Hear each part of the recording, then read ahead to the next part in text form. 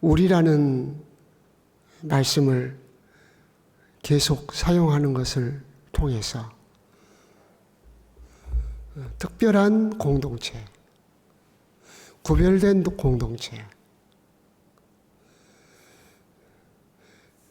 그 공동체에 속한 사람들이 가져야 할 공동체성, 그 두 가지를 강조하고 있는 것을 느낄 수가 있습니다. 주님은 사도 요한을 통해서 우리가 어떤 공동체에 속해 있는지 깨우치고 있습니다. 우리는 자신도 모르는 사이에 교만해집니다. 그래서 자기 중심의 공동체를 생각하며 삽니다. 그러나 하나님께서는 우리를 깨우쳐서 우리가 하나님 나라의 공동체에 속한 사람이라는 것을 알기를 원하십니다. 교회라는 말은 성경에 그 뜻이 여러 가지로 소개되어 있지만 가장 크게 소개된 게 두 가지입니다. 하나는 에클레시아고 하나는 소마입니다. 에클레시아는 불러냄을 받은 사람들이란 뜻을 갖고 있습니다. 밖으로 불러냄을 받은 사람들. 이건 공동체입니다. 세상으로부터 사탄의 통치 안에서 불러냄을 받은 사람들입니다. 교회가 지역에도 있고 지역별로 있고 또 인종별로도 교회가 있잖아요. 또 문화적으로도 다른 지역의 교회들이 있어요. 여러 가지 교회의 특색이 있겠지만 그 모든 교회들은 하나의 공통점을 갖고 있습니다. 하나님 나라의 공동체라는 겁니다. 또 하나는 소마. 이것은 예수 그리스도의 몸된 교회를 의미합니다. 몸이란 뜻이거든요. 우리는 예수 그리스도의 몸에 붙어 있는 지체들입니다. 동일한 시민, 동일한 지체. 거기에 핵심은 뭐냐면 예수 그리스도입니다. 그래서 우리는 늘 교회들마다 다른 특징들을 갖고 있고 다양성을 갖고 있지만 예수 믿는 사람들은 동일하게 하나님 나라의 공동체에 속해 있다. 그걸 꼭 기억하셔야 합니다. 우리 교회. 네, 좋은 개념이에요. 우리 가정. 충분히 그럴 수 있어요. 그러나 항상 우리 구원받은 하나님 나라 백성들은 예수 그리스도의 나라 공동체, 그것을 기억하셔야 돼요. 그러기 위해서 사도 요한을 통해서 몇 가지 우리에게 깨우쳐 주는 것이 있습니다. 그 공동체는 동일하게 공동체가 가지고 있는 힘, 공동체가 가지고 있는 결속력, 그것들이 어디로부터 오는가? 예수 믿는 믿음에서 오는 겁니다. 교회들마다 사람들이 다르고 리더에 의하여 교회 특색이 있을지라도 통일성이 있습니다. 은혜의 통일성, 믿음의 통일성, 목표의 통일성이 있습니다. 그 은혜의 통일성, 결속력의 통일성, 그것은 말씀과 서로 교제를 나누는, 기도를 나누는 공동체. 그래서 사도 요한은 편지를 보내고 문안을 했습니다. 말씀과 문안.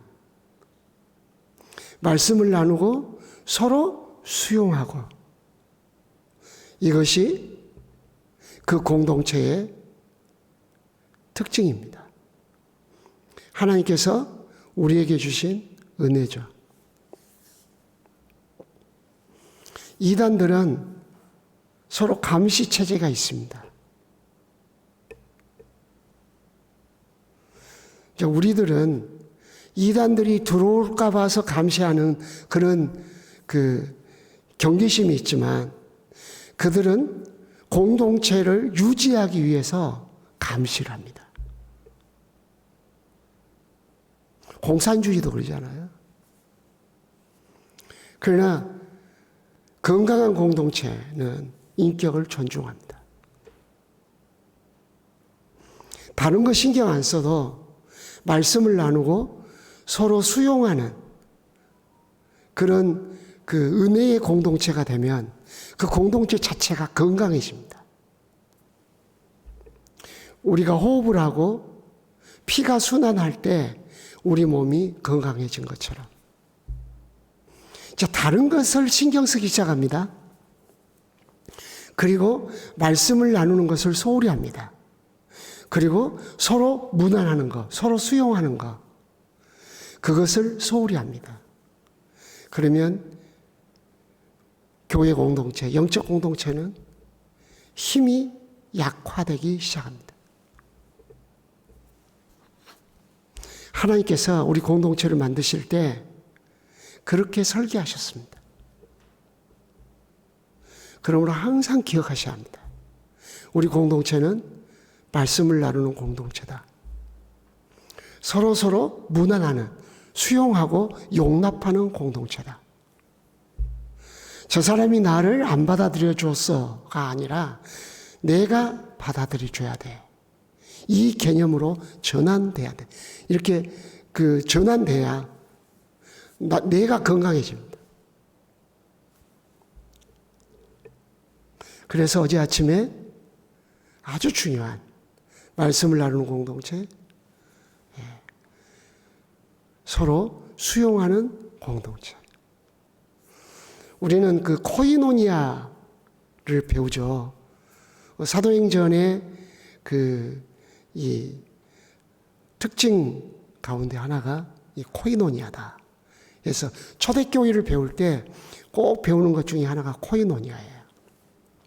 그 코이노니아의 핵심이 뭐냐면 나누고 교제하다. 그런 것보다 더 중요한 핵심이 있어요. 그것의 핵심. 그래서 수용이에요. 저 사람을 나에게 있어서 특별한 존재로 받아들이는 거예요.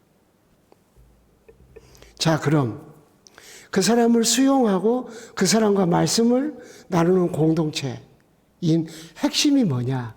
택하심이에요. 여기 1절에 나는 택하심을 받은, 그리고 13절에 택하심을, 1절과 13절에 양쪽에 택하심을 배치해놨어요. 솔로몬이 지은 성전에 야긴과 보아스 같은 두 기둥처럼 말이죠. 택하심이라고 하는 건 하나님의 관점에서 사람을 봤다는 뜻이에요. 자기 관점에서 사람을 보는 게 아니고, 하나님이 그 사람을 사랑하셨어. 하나님이 그 사람을 부르셨어. 하나님이 그 사람을 피로 속량하셨어. 하나님이 그 사람을 생명책에 이름을 기록하셨어. 하나님이 사랑하는 사람. 하나님이 받아들여준 사람. 그런 뜻을 다 포함하고 있어요. 뭐가요? 택하심이라는 말 속에. 하나님의 관점으로 성도들이 서로를 보지 않고 자기 관점에서 봅니다. 저 사람 내 마음에 안 들어. 저 사람 좀 이상해. 왜 저렇게 살지? 나 저 사람하고 짝꿍하기 싫어. 자기 관점이 들어오기 시작합니다. 그러면 분열이 돼요. 성경에 보면, 구약 성경에 보면 참 재미난 말이 나와 있어요. 왕들이 전쟁할 때가 되매. 전쟁의 핵심 대상을 왕들이라고 표현했어요. 개인주의가 만연하면 무슨 현상이 벌어질까요? 전부 다 각자 자기가 왕이 되는 거예요. 그래서 가끔 한 번씩 분란이 일어날 수밖에 없어요. 왕들은 자기 영역을 넓히려고 그래요. 왕들은 자기 기득권을 확보하려고 그래요. 왕들은 자기가 대장 노릇을 하고 싶어 하는 거예요. 하니까 어때요? 왕들은 왕들끼리 대립할 수밖에 없어요. 그래서 왕들은 왕들끼리 전쟁이 일어나요. 왕들의 전쟁이에요. 분열이 많이 일어나는 교회, 다툼이 있는 교회, 그 근본 뿌리를 찾아보면 교만이에요. 자기중심이에요. 자기의 마음에 들어야 돼요. 자기 의견이 먹혀야 돼요. 그러니까 어떻게 되는 거죠? 다툼이 일어나는 거예요. 이것을 바꿀 수 있는 것은 하나밖에 없어요. 하나님의 관점으로 의식이 전환되는 거예요. 사도 요한은 자기가 사도예요. 예수 그리스도의 부르심을 받은 자예요. 예수 그리스도의 육체의 얼굴을 직접 본 자예요. 만진 자예요. 그 품에 안긴 자예요. 예수님이 떼어준 떡을 직접 먹은 자예요. 우리가 사모하는 거죠. 제가 좋아하는 찬송 중에 하나. 영광일세 영광일세 내가 누릴 영광일세 은혜로 주 얼굴 배옵나니 지극한 영광 내 영광일세. 우리가 천국 가서 누리는 영광 중에 최고의 영광, 그 얼굴을 직접 본다는 거예요. 저의 주님, 사모하는 주님. 언제든지도 홀로 저 아내가 눈 수술을 해서 서울에 갔는데 혼자 잠자리에 들면서 주의 영광, 주의 영광을 내가 이 땅에서 찬송하지만 언젠가 그 주의 영광을 볼 날을 기다립니다.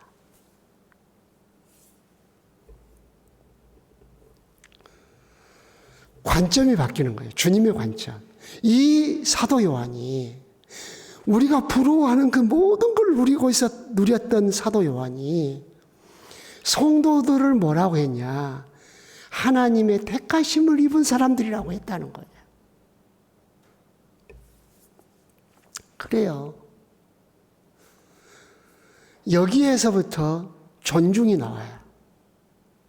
나의 관점에서 보면 존중의 개념이 바뀌어요. 돈 많은 사람, 높은 관직이 있는 사람, 나에게 잘해주는 사람, 뭐 등등으로 바뀌어요. 그러면 내가 마음을 주는 사람은 구별되기 시작해요. 편이 나눠져요. 나의 공동체가 세워지는 거죠. 우리는 하나님 나라 공동체의 이론이라고 그랬어요. 요한 1서도 마찬가지지만 2서는 그걸 강조하고 있다고 그랬어요. 하나님 나라 공동체의 개념을 갖고 살려면 그 공동체에 속한 성도들을 바라보는 관점이 바뀌어야 한다는 거예요. 나의 관점에서 하나님의 관점으로. 그 바뀐 용어가 뭐냐? 하나님의 택하심을 입은 사람으로 다른 사람을 보는 것입니다. 사도 요한, 자기를 장로라고 불렀어요. 교회 리더란 뜻이에요. 리더는 영향을 끼치는 사람이란 뜻이에요. 리더는 세 가지를 다른 사람에게 끼치는 사람이에요. 보호자, 양육자, 공급자예요. 남편이 아내에게 해야 할 일이 세 가지예요. 아버지가 가정에 해야 할 일이 세 가지예요. 보호자예요. 내 안에 혼자 있을 때 문단속이 잘 될 수 있는가 시설을 살펴야 돼요. 양육자예요. 부족한 것 많죠? 늘 성장하도록 도와주는 거예요. 욕하고 욱박지르는 게 아니에요. 양육하는 거예요. 그 다음에 공급자예요. 필요를 다 채워줘야 돼요. 정신적, 영혼, 마음, 육체, 필요를 채워줘야 돼요. 그게 리더예요. 자기를 장로라고 했어요. 리더란 뜻이에요. 이 리더가 그 교회 성도를 향하여 택하심을 입은 자라고 했어요. 누가? 하나님이. 자기의 관점에서 보지 않고 하나님의 관점에서 사람을 본 거예요. 중요하다 보니까 말씀이 좀 길어졌습니다. 자, 우리 자녀. 공부 잘하냐 못하냐 관점에서 우리가 자꾸 보려고 하는 그런 시험이 있어요. 우리 자녀. 누가 나한테 잘하냐는 관점에서 보려고 하는 시험이 우리 마음에 들어와요. 물리쳐야 돼요. 우리 자녀가 다 예수 믿죠? 예수 믿는 가정이 태어났어요. 그럼 하나님의 택하신 바 된 자녀예요. 하나님 택하셨어. 하나님이 사랑했어. 하나님이 사랑하는 자를 사랑하는 것이 하나님 나라에 속한 공동체의 멤버가 마땅히 가져야 할 태도예요. 하나님이 귀히 여기는 자를 귀히 여겨야 되는 거예요. 이것이 하나님을 믿는 사람의 태도예요. 내게 속한 자에게 냉수 한 그릇 주는 것이 곧 나에게 한 것이다. 주님께 하는 거예요. 내가 배 아파서 피 흘려서 내가 너를 낳았어. 내가 너를 키웠어. 그러므로 너는 소중한 내 자식이야. 이건 내 개념이에요. 하나님의 형상으로 하나님이 너를 지었고 너를 속량했고 너를 이 시대에 나를 통해서 태어나게 했어. 하나님의 관점에서 보기 시작해야 돼요. 그래서 나무에 야단을 쳐도 과한 도를 넘어가면 안 돼요. 그래서 내 자식이기 전에 하나님의 자녀예요. 이 택하심이라는 개념을 오늘 마음속에 딱 담아야 돼요. 여러분의 아내, 여러분의 남편, 여러분의 자녀, 예수 믿는 여러분의 이웃들 항상 택하심을 기억해야 돼요. 택하시지 않았으면 예수 못 믿어요. 하나님이 선택하셨기 때문에 우리가 예수 믿어요. 우리 하나님 나라 공동체의 일원이에요. 내가 왜 예수 믿어요? 내가 왜 교회 와요? 왜 내가 기도할 수 있어요? 하나님 나를 택해 주셨기 때문이에요.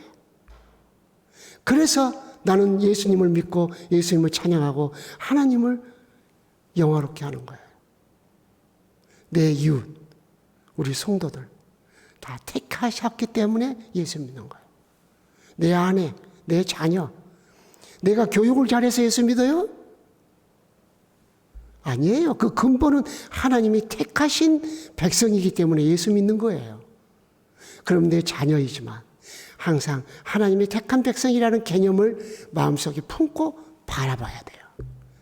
그때 주님이 기뻐하셔요. 그래, 네 자식? 그 네가 키워. 나하고 상관없다. 네 새벽에 나와서 맨날 도와달라고 하더라. 그래? 근데 네 자식 도와달라고요? 아니야. 네 자식 아니야. 내 자식이야. 내 자식으로 키워라고. 나를 영화롭게 하도록 키워라. 나의 이름을 높이도록 키워라. 생각이 완전히 전환되는 거죠. 자녀와 내 사이에 하나님이 딱 거주하셔. 자녀가 하나님의 관점에서 부모를 보기 시작해요.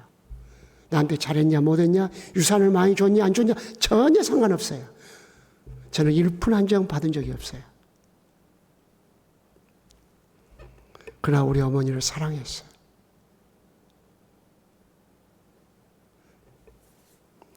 부족한 것 한없이 많지만 늘 시간을 내서 문안하고 필요를 공급하고 하나님의 관점에서 내가 원하는 학교에 보내주시지 못했어요. 아버님이 일찍 돌아가셔서.